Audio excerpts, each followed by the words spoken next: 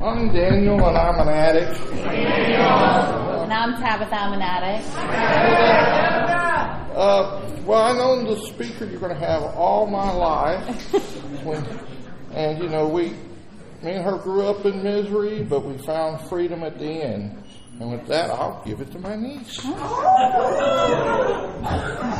You're going to hear from Joy. That's my mom. We used together, and we've been clean together. She's going to tell you all of her things, but the day I went to my first meeting, I went to my uncle for help because he was the only person that I had known in my life that had used drugs and found a way to stop. And he said, "Can you stay clean the rest of the day?" And I didn't know if that was something that I could do, but I went home and told Mom, "Listen, I'm not going to use today. Uncle Danny is going to take me to one of those meetings." And she said, "Well, I used today. I'll go tomorrow." We were very codependent. And I really had already made the decision that no matter what she did, that if I didn't get help, I was going to die. And so I really don't think that I believed it was going to happen, looking back, because I had lost all hope in my life. And the next day, I went to a meeting in Bowman, Kentucky, in eastern Kentucky, and we met Jimmy. I don't know if he's in here. And he gave, hey. That's part of my story. And I'll finish. He helped us. He gave my mom her white tag. So we've been doing this a day at a time for a long time together, and we've been able to meet all these new people as we've, by new people I mean different versions of ourselves, and learn to love each other. And we've done this recovery thing, me and my uncle and my mom, for a while now, inseparable, and sometimes in an S10 pickup truck. But that's all I'm going to say. You're very lucky people to be able to hear from my mom tonight. Come on, Joy. All right, Joy.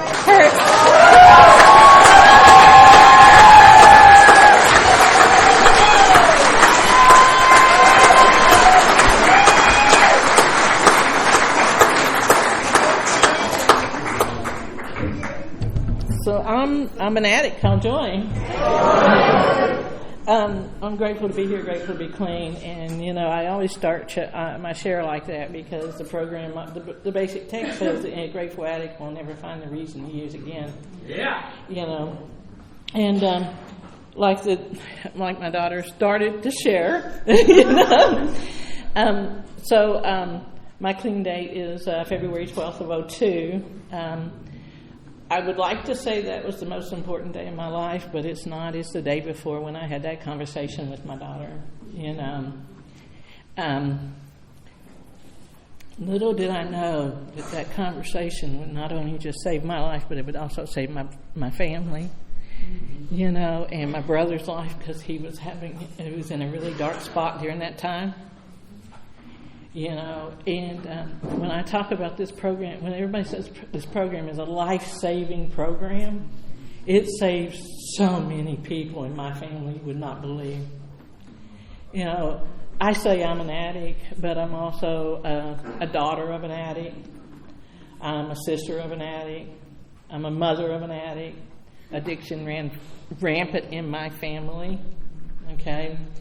And my hope is if you hear my story, that through my story, you'll realize that the hope that I had in recovery, and I still have, can be given to you. And I know that I'm not the only one that has family that's in active addiction and are still out there and you know, and some of you are in here praying that they would find this program. Okay, I can say right now that there is no family members in my life that are close to me that are in active addiction. You know, and that says a lot coming from the background that I came from. You know, I'm going to share our first Ripley convention was 2008. Somebody told me I need to start out with a joke. Okay. Okay. So the first, it was a Halloween Ripley. It was like this one, and Tabitha and I came down here from Cincinnati and Louisville area.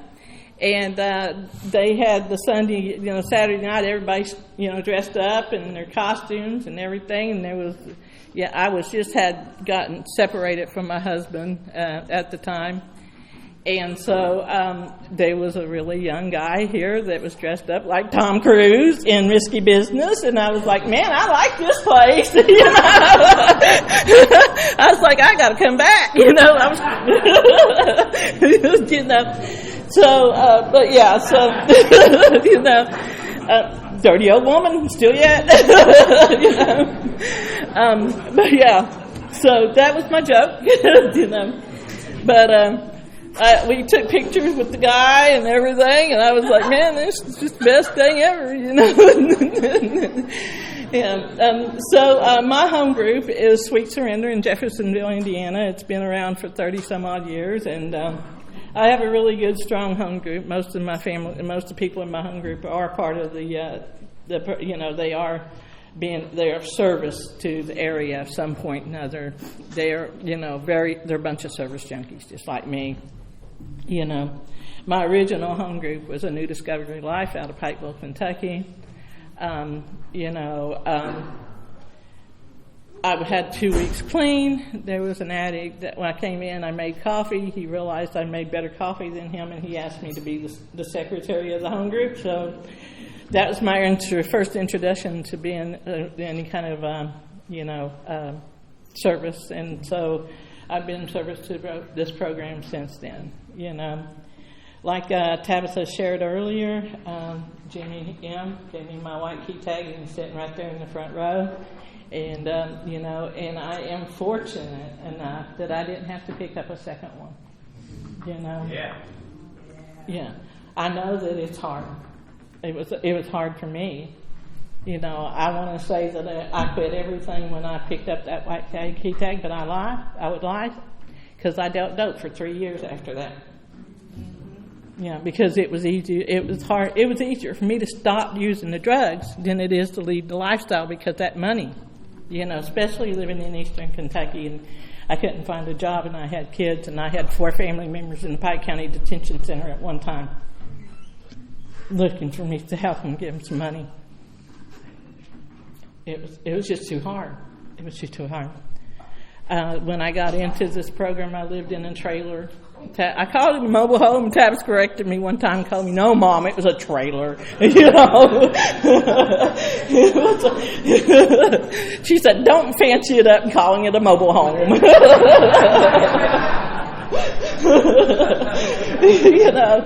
And it had 3/4-inch plywood in the floor, and it had much no kind of like nice flooring like tile or anything. And I had coal and wood heat, and the roof leaked, and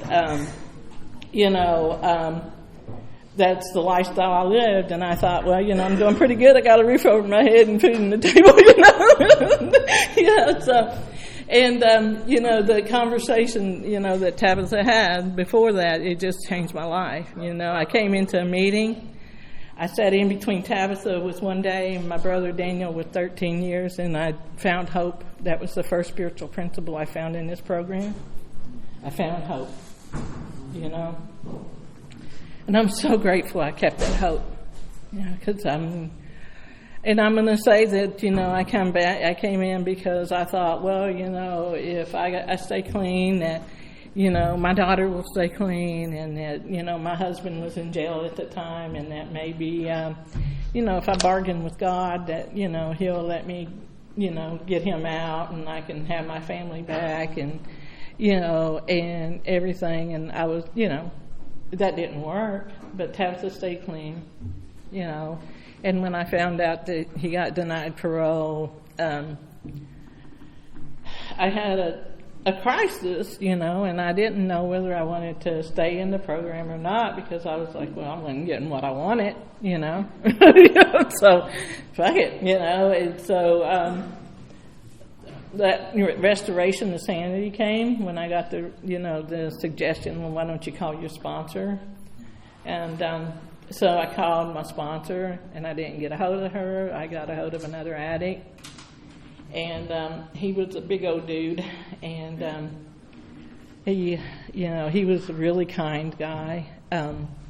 So he was like, well, Joy, you're going to a meeting tonight, right? And I was like, Chris, I don't know if I'm going to go or not, And he's like, no, Joy, you're going to a meeting tonight, And I was like, I don't know, I just don't. He says, if I have to, I'm sure that Daniel and I can drag your ass in the car. You're going to a meeting tonight, And he, I truly believed him, because he was big enough to be able to do that,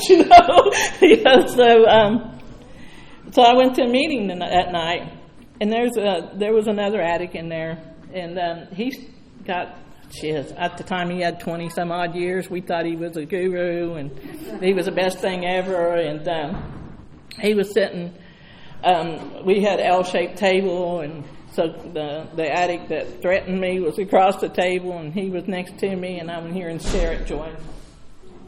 It's like, share it, Joy, on both sides, And so finally I was like, well, okay. So I took the suggestion, if you want to call it that, And I shared that night, and that was the first time that I realized what they meant by coming in and saying showing up, throwing up, and growing up. That was my first example.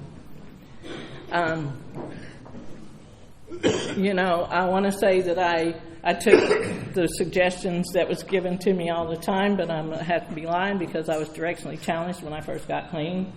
And my first sponsor was like, Joy, I don't know what I'm going to do with you. I tell you one thing and you do another, And so, yeah, I was very directionally challenged.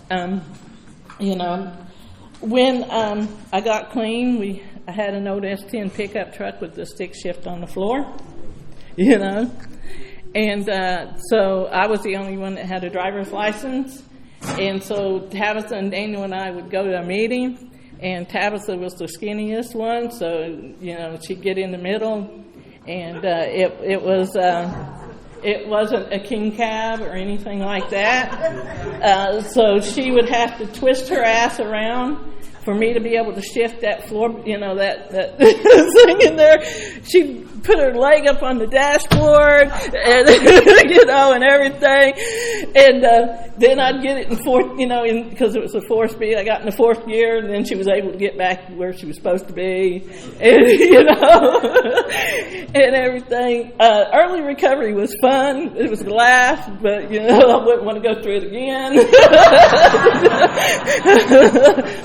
And, so we had an OT, we had a one song in this tape player that Tabitha loved. It was Tabitha had it and Uncle Danny loved it, and so it was Afro Man, and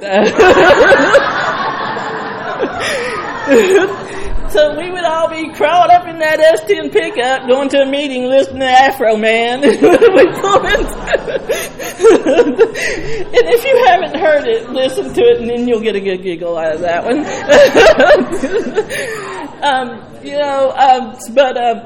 We pull in there, and people would be looking at us like we were crazy, which we were. Early recovery, that restoration to sanity came. It was a long haul for us. Talk about it, and stuff. So, the S10 blew up, And about that time, Daniel had went over and put a bid on an old. He wanted to get a dozer, but on a whim, he put it on an old police cruiser. So he actually won that. So we were going to meetings in a police cruiser, and I was running dope in a police cruiser. And I would be going to a meeting, and and they'd be looking back. Somebody'd be looking behind me. In Eastern Kentucky, and during that time, that was during the. When the oxycodone and all that other stuff was really bad in that time, and people were overdosing right and left and everything. And when you heard, they had something on Hulu about it and everything. Well, we were right in the midst of all that, you know. And so I'll be going to a meeting, and they see a police car behind them, and they just pull over and let us go on by. I was like, what? And then I realized what they were doing, you know, and stuff. And so we used to give addicts ride home, but in that police car. But when they realized that we had to get out to let them out of the back the seat, they didn't want to do that anymore. They asked one time only. That was it. I guess it brought back flashbacks. So yeah.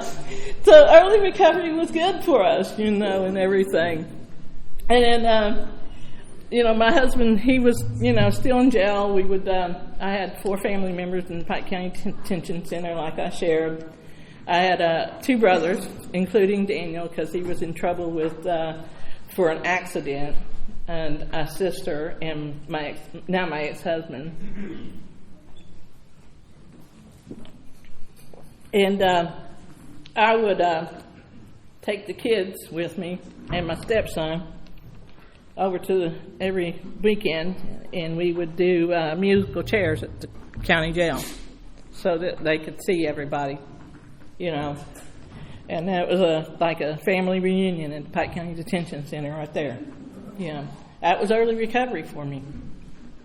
I want to say that mobile home that I lived in was mine, but it wasn't. It was my mother-in-law's, and when my husband went to jail, it wasn't too long that I was thrown out. And so therefore I was kind of homeless for a while, and we were living up and down the holler. And the kids were, Tabitha was living with Daniel, and I was living with my other sister, with my sister, and I had my youngest daughter with me. And I was still trying to deal dope, and I was taking every bit of the proceeds to try to fix up an old trailer that my dad had given me. And when I moved in with my husband, after he convinced me to move to another one, somebody broke into it and tore it all to hell, and I had to restore it in order to have a living place. So I was homeless for a while. I'm fortunate I had family that I could stay with, you know. And, my first sponsor, she was my second sponsor. Her name's Loretta. She was the first person I did my steps with. I really loved her. She used to come to the meeting, to this convention with me, and she relapsed, and it's because she had breast cancer, and she kept getting sinus infections, and she kept trying to, she had to take opioids and stuff like that, so she wound up relapsing over that. And when I had 12 years clean, I was getting ready to celebrate my 12 years. I got a call from her, and she said, "Joy, I'm clean." And I was like, "I'm so grateful, I'm so happy." And I'm sitting in another thing I want to tell you, let me go ahead and finish this thought before I start another one. So I thanked her for her, for sharing her recovery with me, even though she had relapsed, because that early recovery, I needed somebody with, as strong as she was, And I said, I'm celebrating 12 years clean on Friday. I would love it if you could come up, to Louisville. And she was like, "Well, let me see what I can do." And she asked an addict to drive her. And I said, "Well, if you can get somebody to drive you, I'll give you the gas money." And so she came to my home group and my celebration. And one of the things that I do is if I celebrate, if my clean date is before my celebration, I always go to a meeting and pick up my black key tag on my clean date. And then when I celebrate, I give that black key tag away that I get at the celebration as a hope chip, a hope tag. That my hope is that you stay around long enough to get one and give to other people, pass it on. Okay. Well, she managed to do that at 3 years, and I got the midnight call that she had died. I was told that, that she fell and hit her head, later to find out that she had overdosed. I didn't know the whole story. It tore my heart out. So when you're in here and you get close to people and you get, you start to loving people and these people die on you, it's a whole level of pain that you can never take back. That wasn't my first death that year, and that was in 2016. I had 3 deaths in 1 year. My best friend of 30 years died in March. Loretta died this time of year 6 years ago. And then my first friend that I made in Louisville,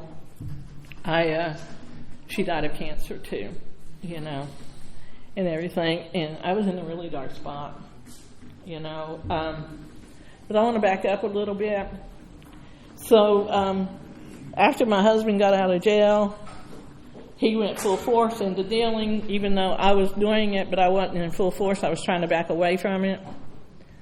So I want to say that my higher power decided that another higher power needed to run my ass out of town. So I moved to Louisville, running from the law, And I went up there. I had money in my pocket because what I did for a living, and I didn't have a job.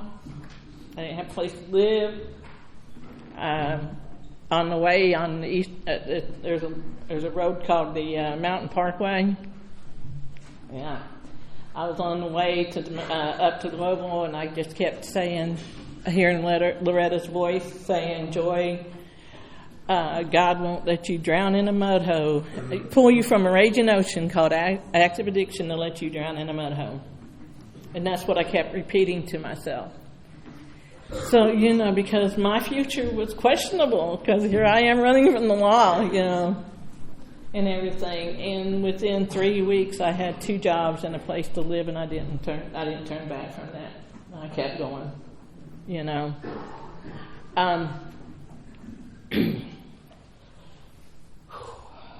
So, there's a lot of people in this program that has given me a lot of advice, a lot of suggestions that I've taken. I've learned to, when I talked about the dark spot place, I've learned to take them suggestions sometimes when I don't want to. And so I went to a meeting because, they taught me how to show up, throw up, and grow up after my third friend died. I shared that I was really dark and I was lost and I didn't know what I was going to do with myself, And somebody after the meeting said, "Joy, a bunch of us girls are going to go out to have dinner on Friday night. Why don't you join us?" And that moment of clarity, that moment, that restoration of sanity came, that they talked about in the program. And I showed up, and I have a really strong support group now, I rely on these ladies quite a bit. I'm just so grateful for that one suggestion, because I was really dark. I also want to give tribute to a few of the people that I've known that's come to this convention that is no longer with us. One of them is Isaac, and then Loretta, and Aaron. These are some wonderful people that could not, that were here. They found recovery but couldn't stay, and I'm grateful to them. Because I loved them.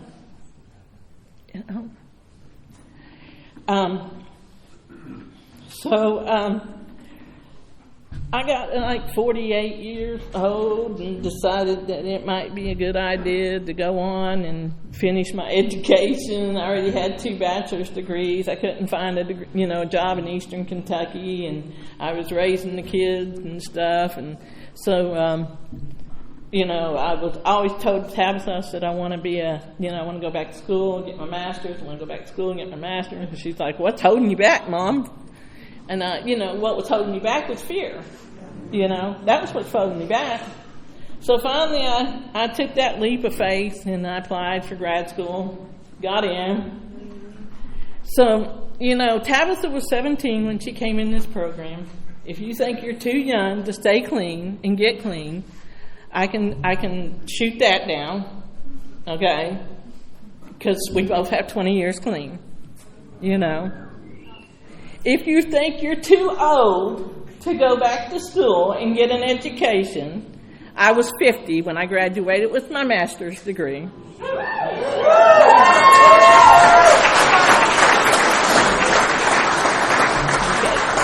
So you can shoot that excuse away too. Okay. I went to jail 5 times clean.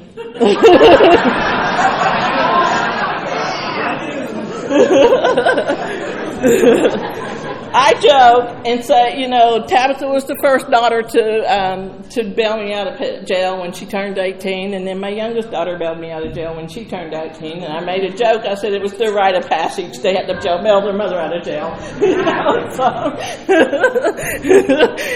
That's the way it is,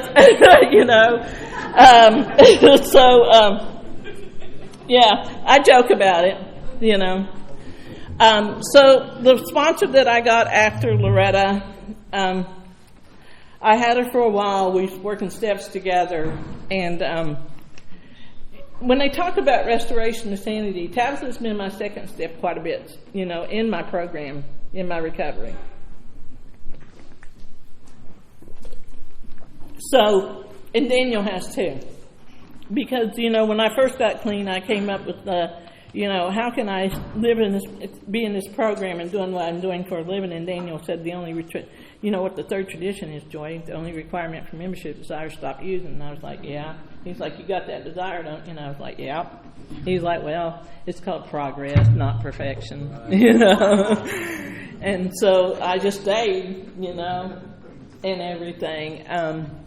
And so the sponsor that I had after Loretta, I had her for a few years, and so she decided she would use her kids' medication to see what it was going to do, and she relapsed on top of that. She wound up in the ER with trach in her throat because she almost died from that. Yeah. But, I was so comfortable with this lady. But I was, that she was like, she came right back. She came back to the program. And she was, she was like, well, I can still sponsor you, Joy, and everything. And Tabitha's like, Mom, what are you thinking? Yeah. And I was like, but she still knows her program, And she's like, no, Mom, she's got a reservation. You need to find somebody who's strong in your program. And the next person I got, oh my God, she was a rock star. Yeah. She would still be my sponsor today, but she, this thing called aging and recovery shit. It's not for the birds. It's not for the weary. It isn't. So her husband was ill, and her parents were ill, and so her focus had to go towards that. And so she told me that I needed to find another sponsor, and it wasn't because she didn't want to. It's because she just couldn't. And I understood that. But she taught me a lot of stuff. She taught me how to be a parent to adult children, even though she wasn't a parent herself, And one of the things that she told me is, Joy, no, she'd say, now, Joy, that's the way she goes, Joy, I gotta, I highly recommend, or I highly suggest, is what she would say. She would say, now, Joy, you just can't make choices for your adult children anymore. And I'm like, but why not? And so she taught me how to be a parent to adult children, And on top of that, here I am trying to keep my recovery and, learning how to maneuver life on life's terms that way. It was crazy. It was, and Tabitha and Becky is my youngest daughter. They're wonderful kids. I couldn't ask for better daughters. They're both highly intelligent. They work hard. They take care of their family. They take care of who they are. I can't ask for, neither one of them are using, I couldn't ask for anything better. I don't know how in the hell I got so damn lucky, So, Daniel talked about our family, he touched on the hell that we raised when we were kids.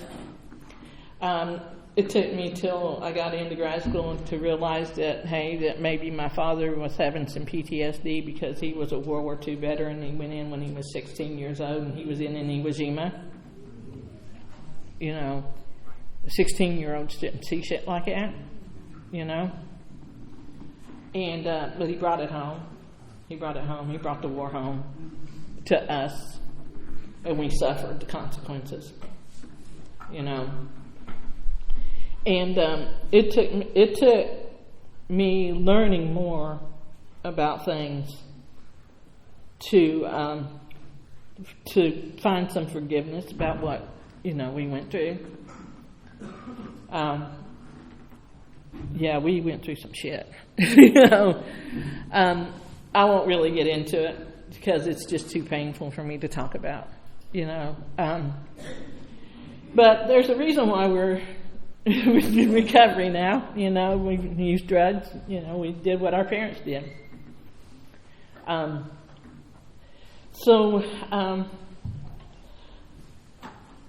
had I'm now a social worker. Yeah.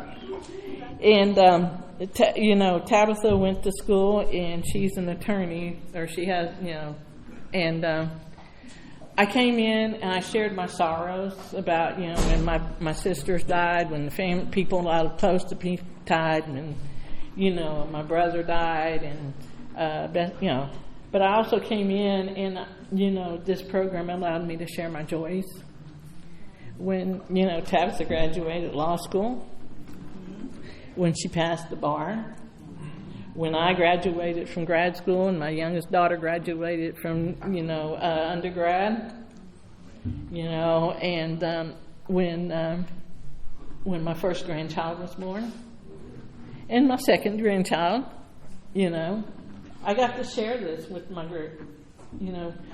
I have a family in this program, and sometimes they're a blessing, but sometimes they can be aggravating. But I also have other family members in this program who love me. I talk about my home group. My home group is about the craziest home group I ever seen in my life. We literally have a comedian in our home group. He does stand up. So. I keep my laughs and stuff, and I can hold my own with them, so it's pretty good.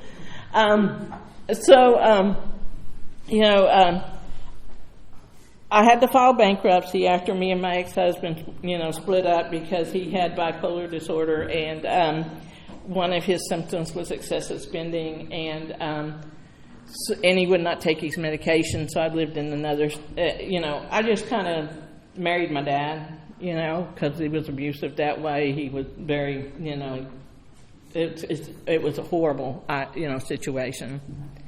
And so I had to file bankruptcy. And the program teaches me to be, accountable for my actions and stuff. And it really bothered me that I had to do this to be able to get out from under him, and the reach that he had, the damage that he, him and I had. I have to say I allowed him to do a lot of it too. I have to take claim. And so it really bothered me I had to do that. But I was able to do that, and through working the program, through listening to people and taking suggestions and stuff, and helping my sister, who is a financial genius, for no other word, and we were able to get a house together, and my credit score is excellent now, and this was just a few years ago that this happened, and I become more responsible because this program taught me how to do that, My hope is I'm getting ready to take my advanced licensure exam. My hope is that I'll be an LCSW by the first year. My hope is. And I told Tabitha, my kids keep me grounded. They joke me, I told Tabitha, I said, I'm going to be a psychotherapist. And she was like, no, Mom, you're going to be a psychotherapist.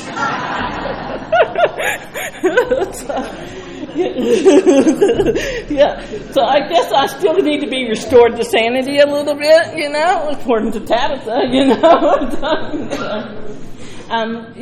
what I do for a living is I work in palliative care, and I work with people who have chronic illness that are facing death, and I have these deep discussions with them. And I used to work in hospice as a social worker, and these dark conversations.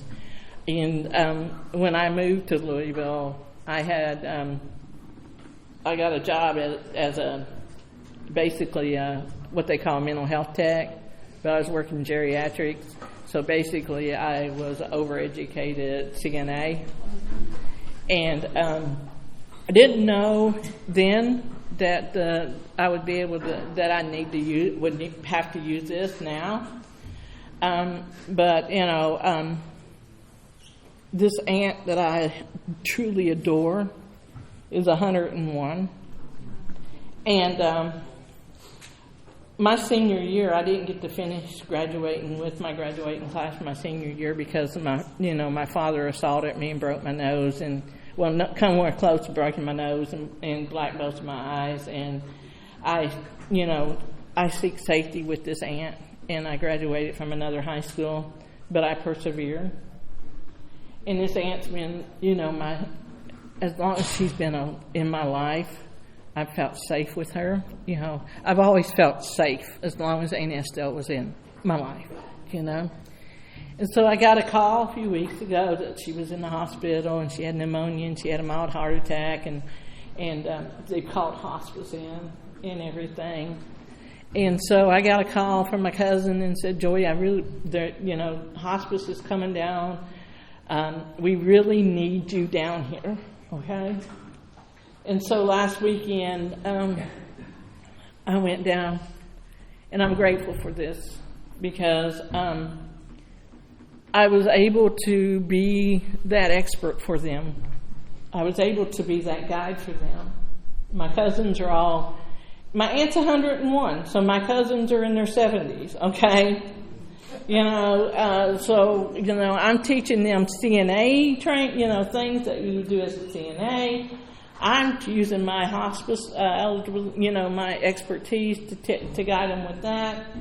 And, I'm just like taking over. And I was down there for about 4 days, and then I realized that they were getting more and more dependent on me. And I was like, I can't stay here. I can't live here because, first of all, I work from home and they don't have internet. And so I was using, my MiFi, and it was running low, and they were getting more dependent on me. And I was like, well, I think I've taught you everything I know. I think I've got you set and everything. But I'll be back down there. I promise you I will. But I'm able to use what I learned in my job for people in recovery as well. Because once again, if you stick around here long enough, you're going to get old.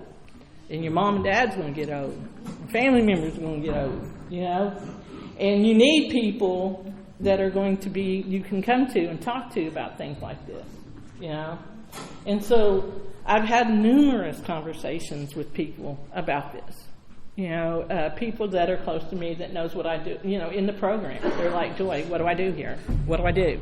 You know. And so this is me being of service because, you know, I'm service to society as a whole and service to my program with the things that I do, you know. You know, so I'm grateful for this program. This program has given me a sense of purpose in life, you know. I get to go to these service workers took me to different places, you know. I was a regional delegate for the Kentuckiana region, so I got to go to like Arkansas and Texas and places like that and meet addicts from all over the United States, and it was great, you know, and you know, I still hear from them quite often, and I got to, you know, speak in Arkansas and places like that. And I love service work, you know, it's great. Right now, I'm in service as registration chair for the Crittenden 36. I invite you all. It's April weekend at the Marriott in Clarksville, Indiana. Easter weekend, yeah, Easter weekend. Thank you, Tabitha. So I invite you all. You know, if you need a registration form, I got it on my phone. I'll send it to you. Just hit me up. I'm vice chair for my area right now, which is the Ohio Valley area, and I am treasurer for my home group, which is going to be pretty soon. Somebody else is going to do that. Yeah. So I'm getting these signals that it's coming about an hour, and I told them I didn't want to go into the marathon meeting talking, so you know. But I'm grateful for this program. This program's given me a life. I didn't love myself when I came in here. I found out that I can love myself and that I'm actually lovable. You know, and if you're new to this program, we have a promise of free, you know, any addict can stop using, lose the desire to use, and find a new way to live. We have a message of hope. And my hope is that whatever I shared tonight gave you some hope and gave you a giggle, you know, and a promise of freedom from acts of addiction, you know.